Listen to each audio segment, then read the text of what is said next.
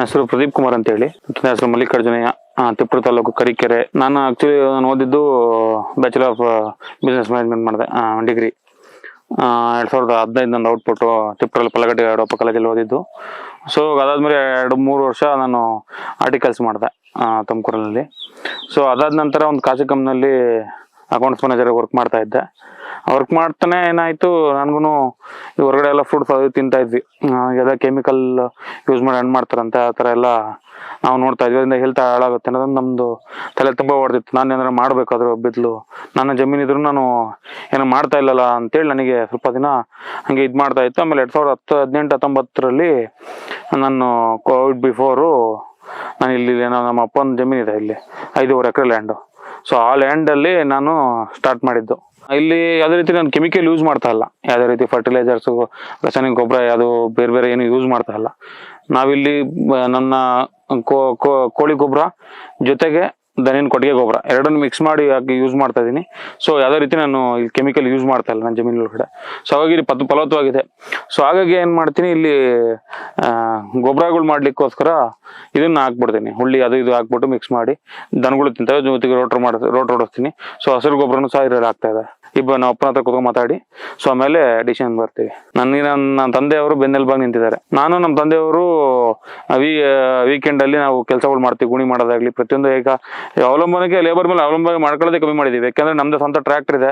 So ಅದರಿಂದ ಉಳುಮೆ ಮಾಡ್ತೀನಿ. ಸೊ ಜೊತೆಗೆ ನನ್ನ ಸಸಿಗಳಿಗೆ ಗುಣಿ ಮಾಡ್ಬೇಕಂದ್ರೆ ನಾವೇ ಮಾಡ್ತೀವಿ ವೀಕೆಂಡ್ ಅಲ್ಲಿ.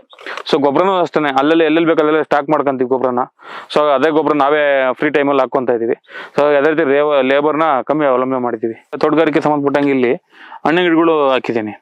ಅದರಲ್ಲಿ ಮೋಸಂಬಿ ಇದೆ, ಅಲ್ಲಿಂದಗಡೆ ಕಿತ್ಲೆ, ಸಪೋಟ, ಹಲಸು, ಮೋಸಂಬಿ, ಗುಜರಾತಿ ನೇರಳೆ ಡೋಲಾ ಅಂತ ಬರುತ್ತೆ ಅದು, ಅಂಜೂರ, ಮಾವು, 4 ತರ ಮಾವಿದೆ, ಸೀತಾಫಲ, ರಾಮಫಲ, ಕೊಡಗು ಕಿತ್ಲೆ, ಆಮೇಲೆ ಊಟಿ ಆಪಲ್ ಅಂತಾರೆ, ಊಟಿ ಆಪಲ್ ಇದೆ, ಬೆಟ್ಟದ ನೆಲ್ಲಿ ಅದು ಸಹ ಚೆನ್ನಾಗಿದೆ, ನುಗ್ಗೆ. ಸೊ ಈ ತರ 10-15 ಬಗೆಯ ಹಣ್ಣಿನ ಗಿಡಗಳಿದೆ ನನ್ನಲ್ಲಿ.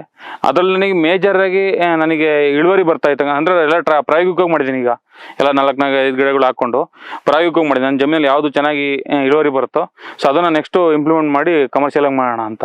ಸೊ ಇವಾಗ ನನಗೆ ಫಸ್ಟ್ ಬರ್ತಾ ಇರ್ತಕ್ಕಂಥದ್ದು ಮೋಸಂಬಿ, ಸಪೋಟ ಮತ್ತೆ ಕಿತ್ಲೆ. ಈ 3 ನನಗೆ ಮೇಜರ್ ಆಗಿ ಇಳುವರಿ ಬರ್ತಾ ಇದೆ. ನಾನು ಹಾಕಿ ಗಿಡ ಹಿಂದ್ಗಡೆ ಇದೆಯಲ್ಲ, ಇದು 2 ವರ್ಷದ ಗಿಡ.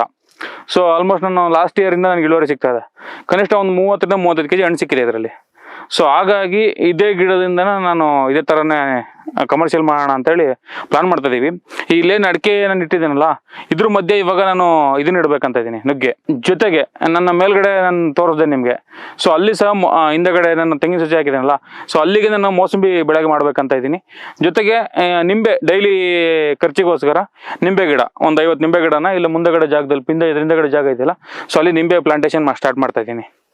ಸೊ ಹಾಗಾಗಿ ಇಲ್ಲೇನು ತೋಟಗಾರಿಕೆ ಬೆಳೆ ಇದೆ, ಈಗ ಈ ಸತಿ ಪ್ರಾಯೋಗಿಕ ನೋಡಿದೆ, ಇದನ್ನ ನಾನು ನೆಕ್ಸ್ಟ್ ಫ್ಯೂಚರ್ಲಿ ಇಂಪ್ಲಿಮೆಂಟ್ ಮಾಡ್ತಾ ಇದ್ದೀನಿ.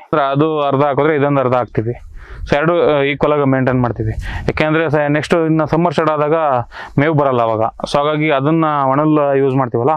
ಸೊ ಹಾಗಾಗಿ ಒಣಲ್ನೇ ಇವಾಗ ಹಸಿ ಹುಲ್ಲೆ ಹಾಕಿ ಮತ್ತೆ ನೆಕ್ಸ್ಟ್ ಒಣಲ್ನೇ ಹಾಕಿದ್ರೆ ಒಣಲ್ ತಿನ್ನಲ್ಲ. ಸೊ ಹಾಗಾಗೋಸ್ಕರ ನಾವು 2 ಮಿಕ್ಸ್ ಮಾಡಿ ಹಾಕ್ತಾ ಇದೀವಿ.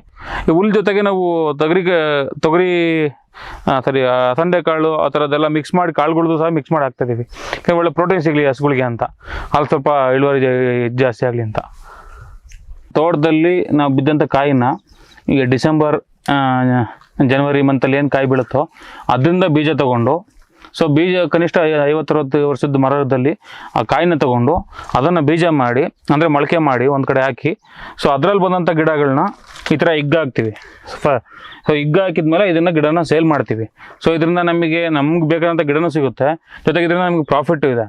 ಒಂದು ಗಿಡ ಕನಿಷ್ಠ ಅಂದರೆ ಇನ್ನೊಂದು 6 ತಿಂಗಳು ಕಳೆದ್ರೆ 455 ರೂಪಾಯಿ ಒಂದು ಗಿಡಕ್ಕೆ ವ್ಯಾಲ್ಯೂ ಇದೆ. Starting first stage second stage ಎಲ್ಲೂ ನೀವು ಗೊಬ್ಬರ ಹಾಕಲ್ಲ? ಇಲ್ಲ, ಗೊಬ್ಬರ ಯೂಸೇ ಮಾಡಲ್ಲ, ಬರೀ ನೀರಲ್ಲೇ ಬೆಳೆಯುತ್ತೆ. ಹೌದು, ನೀರಲ್ಲೇ ಗ್ರೋತ್ ಆಗುತ್ತೆ.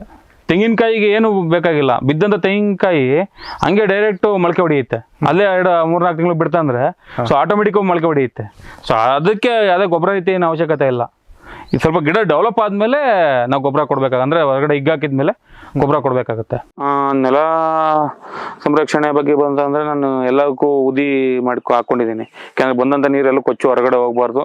ನನ್ನ ಜಮೀನಂತ ಮಣ್ಣು ಅಲ್ಲೇ ಇರಬೇಕನ್ನೋ ಕಾನ್ಸೆಪ್ಟಿಂದ ಎಲ್ಲ ಕಡೆ ಉದಿಗಳು ಹಾಕಿದ್ದೀನಿ. ಇನ್ನು ನೀರಿನ ಸಂರಕ್ಷಣೆ ಬಂದರೆ ನಾನು ಬೋರ್ವೆಲ್ ರೀಚಾರ್ಜ್ ಮಾಡಿಸ್ಕೊಂಡಿದ್ದೀನಿ. ಬೋರ್ವೆಲ್ಗೆ ಹೊರಗಡೆಯಿಂದ ಮಳೆ ಕಾಲದಲ್ಲಿ ನೀರು ಬಂದು ಹೊರಗಡೆ ನೀರು ಹಿಂಗ್ಸೋ ಥರ ಬೋರ್ವೆಲ್ ರೀಚಾರ್ಜ್ ಸಹ ಮಾಡಿದ್ದೀನಿ ನಾನು. ಅದು ನರೇಗಾದಲ್ಲಿ ಪಂಚಾಯತಿನ ನರೇಗಾದಲ್ಲಿ ತೊಗೊಂಡು ಬೋರ್ವೆಲ್ ರೀಚಾರ್ಜ್ ಸಹ ಮಾಡಿದ್ದೀನಿ. 70-80 ಅಡಿ 100 ಅಡಿ ನೀರಿತ್ತು. ಯಾಕಂದ್ರೆ ನಾನು ಪೈಪ್ಲೈನ್ ಎತ್ತಿದಾಗ 4-5 ಲೆಂತ್ ಆದಮೇಲೆ ನನಗೆ ನೀರು ಟಚ್ ಆಗಿರೋದು ಫೀಲ್ ಆಗ್ತಿತ್ತು.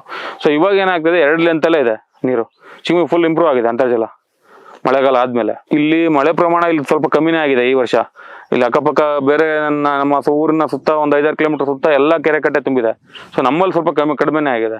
ಬಟ್ ತುಂಬ ತಂಪಾಗಿದೆ ಭೂಮಿ, ತನು ಚೆನ್ನಾಗಿದೆ. ಮಳೆಗೆ ಕಮ್ಮಿರ ನಮಗೆ ಕಂಪೇರ್ ಮಾಡಿದ್ರೆ. ಇಲ್ಲ ಸಾವಯವ 100% ಮಾಡ್ತಾ ಇದ್ದೀನಿ.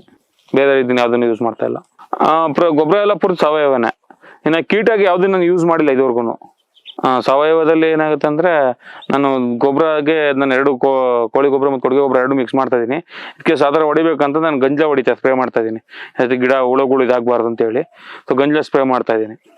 ಉಪಕಸುಬು ಅಂತಂದ್ರೆ ಇವಾಗ ಇನ್ನೇನು ಕುಟುಂಬದ ಒಂದು ಕೋಳಿ ಸಾಕಾಣಿಕೆನೂ ಅದೇ ಒಂದು ಕಸುಬಿದೆ, ಮತ್ತೆ ಹೈನುಗಾರಿಕೆ ಇದೆ.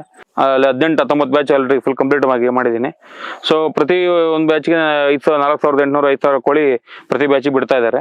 ಸೊ ಅದರಿಂದ ನನಗೆ ಪ್ರತಿ ಒಂದು ಬ್ಯಾಚಿಗೆ ಅಂದ್ರೆ 35-40 ದಿನ ಒಂದು ಬ್ಯಾಚ್ ಅಂದ್ರೆ ಲೆಕ್ಕ. ಸೊ ಇದು ಇವಾಗ ಒಂದು 20 ಡೇಸ್ ಆಯ್ತು, 20 ದಿನ ಆಯ್ತು ಕೋಳಿ ಎಲ್ಲ ತಗೊಂಡೋಗಿದ್ದಾರೆ ಕಂಪ್ನಿಗೆ. ನಮ್ದು ಕಂಪ್ನಿಯವರೇ ನಾನು ಟೈಪ್ ಮಾಡ್ಕೊಂಡಿದ್ದೀನಿ. ಸೊ ಕಂಪ್ನಿಯವರೇ ಬಂದು ಮರಿ ಫೀಡ್ಸ್ ಎಲ್ಲ ಕೊಡ್ತಾರೆ, ಪುನಃ ಮರಿ ಕೋಳಿನ ಅವ್ರು ತಗೊಂಡೋಗ್ತಾರೆ. ಸೊ ನೆಕ್ಸ್ಟ್ ಇನ್ನೊಂದು ಹೈನುಗಾರಿಕೆ ಬಂದ್ರೆ ಹಿಂದೆ 4-5 ಹಸುಗಳು ಸಾಕ್ತಾ ಇದ್ದೆ. ಒಂದೊಂದು ಟೈಮಿಗೆ 35-40 ಲೀಟರ್ ಹಾಲಾಗ್ತಾ ಇದ್ದೆ. ಇವಾಗ ಹಸುಗಳೆಲ್ಲ ಗಬ್ಬ ಆಯ್ತು, ಸೊ ಹಾಲು ಸ್ಟಾಪ್ ಆಯ್ತು, ಹಸುಗಳು ಸೇಲ್ ಮಾಡಿದೀನಿ. ಪುನಃ ಇವಾಗ ತರಬೇಕು. ಕೃಷಿಯೇತರ ಕೆಲಸಗಳು ಅಂತಂದ್ರೆ ನಂದು ಆಡಿಟರ್ ಆಗಿ ಕೆಲಸ ಮಾಡ್ತಾ ಇದ್ದೀನಿ. ಭಾರತೀಯ ಕಿಸಾನ್ ಸಂಘದಲ್ಲಿ ನಾನು ತಾಲೂಕು ಗ್ರಾಮ ಅಧ್ಯಕ್ಷನಾಗಿ ವರ್ಕ್ ಮಾಡ್ತಾ ಇದ್ದೀನಿ ಇವಾಗ ಪ್ರೆಸೆಂಟ್. ಅದ್ ಬಿಟ್ರೆ ನಮ್ಮ ಬ್ರಹ್ಮಲಿಂಗೇಶ್ವರ ಯುವಕರ ಸಂಘ ಅಂತ ಒಂದು ಟೀಮ್ ಮಾಡ್ಕೊಂಡಿದ್ದೀವಿ. ಸೊ ಅದ್ರಲ್ಲಿ ನಾನು ಟ್ರೆಜರಿಯಾಗಿ ಖಜಾಂಚಿಯಾಗಿ ವರ್ಕ್ ಮಾಡ್ತಾ ಇದ್ದೀನಿ. ಅದರಲ್ಲೂ ಸಹ ನಾವು ಯಾವ್ದಾದ್ರು ಪ್ಲಾಂಟೇಶನ್ಸ್ ಪ್ರೋಗ್ರಾಮ್ಸು ಹೊರಗಡೆ ಆ ಥರದ್ದೆಲ್ಲ ಪ್ರೋಗ್ರಾಮ್ ಮಾಡ್ತಾ ಇದೀವಿ. ಮತ್ತೆ ಸ್ಪೋರ್ಟ್ಸ್ ಆಕ್ಟಿವಿಟೀಸ್ ಎಲ್ಲ ಮಾಡ್ತಾ ಇದೀವಿ ಪಬ್ಲಿಕ್ಸಿಗೆ. ಮತ್ತೆ ಹೆಲ್ತ್ ಕ್ಯಾಂಪ್ಸ್ಗಳೆಲ್ಲ ನಮ್ಮ ಸಂಘದಿಂದ ನಾವು ಆರ್ಗನೈಸ್ ಮಾಡ್ತಾ ಇದೀವಿ ಪಬ್ಲಿಕ್ಸಿಗೆ. ಈಗ ತೋಟಗಾರಿಕೆ ಇಲಾಖೆ ನನಗೆ ಇದುವರೆಗೂ ನನಗೆ ಯಾವ್ದು ರೀತಿ ಆದಾಯ ಬಂದಿಲ್ಲ. ಯಾಕೆಂದ್ರೆ ನಾನು ಇನ್ನೂ ಸ್ಟಾರ್ಟ್ ಮಾಡಿದ್ದೀನಿ 2 ವರ್ಷ ಆಗಿದೆ. ಇನ್ನು ಫ್ಯೂಚರ್ ಬಂದೇ ಬರುತ್ತೆ ಅಂತ ನನಗೆ 100% ಕಾನ್ಫಿಡೆನ್ಸ್ ಇದೆ. ಕನಿಷ್ಠ ಅಂದ್ರೂ ಒಂದು ವರ್ಷಕ್ಕೆ 5-6 ಲಕ್ಷ ಬಂದೇ ಬರುತ್ತೆ ಅದರಿಂದ ಆದಾಯ. ಹೇಗೆ ಅಂತಂದ್ರೆ ತೆಂಗಿದೆ ನಂದು ಟೋಟಲ್ 5.5 ಎಕರೆಯಲ್ಲಿ 230 ತೆಂಗಿದೆ. ಸೊ 950 ಗಿಡ ಅಡಿಕೆ ಕಟ್ಟಿದ್ದೀನಿ. ಸೊ ಇಷ್ಟರಲ್ಲೇ ನನಗೆ 5-6 ಲಕ್ಷ ಮಿನಿಮಮ್ ಬಂದೇ ಬರುತ್ತೆ. ಯಾಕಂದ್ರೆ ಕೊಬ್ಬರಿ ರೇಟ್ ಇವತ್ತು ಕಮ್ಮಿ ಆಗಿದೆ, ಮತ್ತೆ ಫ್ಯೂಚರ್ ಜಂಪ್ ಆಗುತ್ತೆ. ಸೊ ಹಾಗಾಗಿ ಕನಿಷ್ಠ ನಾನು ಏನೇ ಮಾಡಿದ್ರು ತೆಂಗಿಂದನೇ ಮಿನಿಮಮ್ 2.5-3 ಲಕ್ಷ ಮಿನಿಮಮ್ ಸಿಗುತ್ತೆ. ಅಡಿಕೆಯಿಂದ ಸಹ 2-3 ಲಕ್ಷ ಸಿಗುತ್ತೆ. ಸೊ ಆ ನಂಬಿಕೆ ನನಗಿದೆ. ಜೊತೆಗೆ ಇವಾಗ ನಾನು ಮೋಸಂಬಿ ಮತ್ತೆ ನುಗ್ಗೆ ಮತ್ತೆ ನಿಂಬೆ ಇದನ್ನ ನಾನು ಪ್ಲಾಂಟೇಶನ್ ಮಾಡ್ತಾ ಇದ್ದೀನಿ ಕಮರ್ಷಿಯಲ್ ಆಗಿ. ಸೊ ಅದರಲ್ಲೂ ಸಹ ನಿಂಬೆನಿಂದ ಡೈಲಿ ಪ್ರತಿನಿತ್ಯ ನನಗೆ ಆದಾಯ ಸಿಗೋ ಥರ ಮಾಡ್ತಾ ಇದ್ದೀನಿ. ಇನ್ನಾಗ ಮೋಸಂಬಿ ವರ್ಷಕ್ಕೆ 2 ಸತಿ ಬರ್ತಾ ಇದೆ ಅದನ್ನು ಸಹ ಪ್ಲಾಂಟೇಶನ್ ಮಾಡ್ತಾ ಇದ್ದೀನಿ. ಸೊ ಹಾಗಾಗಿ ನನಗೆ ಮಂತ್ಲಿ ಒಂದು ರೆವಿನ್ಯೂ ಮತ್ತೆ ಡೈಲಿ ಒಂದು ರೆವಿನ್ಯೂ ಬರ್ತಾರೆ ನಾನು ಜನರೇಟ್ ಮಾಡ್ತಾ ಇದ್ದೀನಿ. ಇವಾಗ ಫಾರಂ ಡೆವಲಪ್ ಮಾಡ್ತಾ ಇದ್ದೀನಿ.